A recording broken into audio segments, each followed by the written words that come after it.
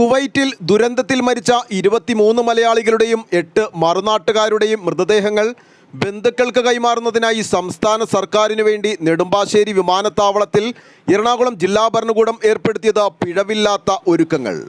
ജില്ലാ collector NSK ഉമേഷിൻ്റെ നേതൃത്വത്തിൽ വിവിധ വകുപ്പുകളെ ഏകോപിപ്പിച്ചുകൊണ്ടാണ് എല്ലാ ഒരുക്കങ്ങളും ഏർപ്പെടുത്തിയത്.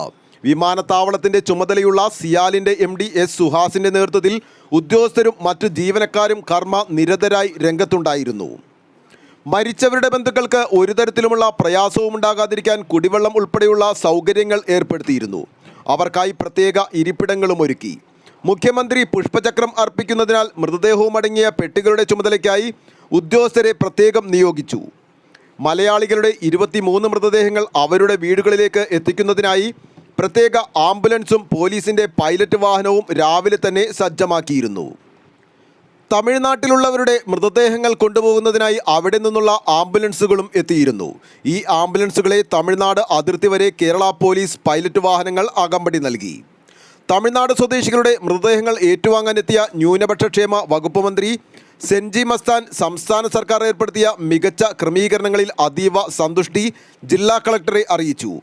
ജില്ലാ ഭരണ സംവിധാനത്തിലെ ഉദ്യോഗസ്ഥരായ ADM ആശാ C. എബ്രഹാം, ദുരന്ത നിവാരണ വിഭാഗം ഡെപ്യൂട്ടി കളക്ടർ അബ്ബാസ്, ആലുവ തഹസീൽദാർ രമ്യ നമ്പൂതിരി, ഹുസൂർ ശിരസ്തദാർ അനിൽകുമാർ മേനോൻ, ജില്ലാ പ്രോട്ടോകോൾ ഓഫീസർ PO ജെയിംസ്, മറ്റ് ഉദ്യോഗസ്ഥർ തുടങ്ങിയവർ കളക്ടർക്ക് ഒപ്പം നിന്ന് പ്രവർത്തിച്ചു.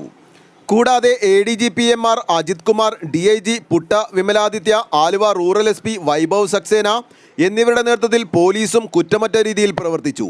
സിയാൽ, ഫയർ ആൻഡ് റെസ്ക്യൂ, ആരോഗ്യം, നോർക്ക ഉൾപ്പെടെ മറ്റു വിവിധ വിഭാഗങ്ങളിലെ ഉദ്യോഗസ്ഥരും കർമ്മ നിരതരായി രംഗത്തുണ്ടായിരുന്നു. News desk, Aluva.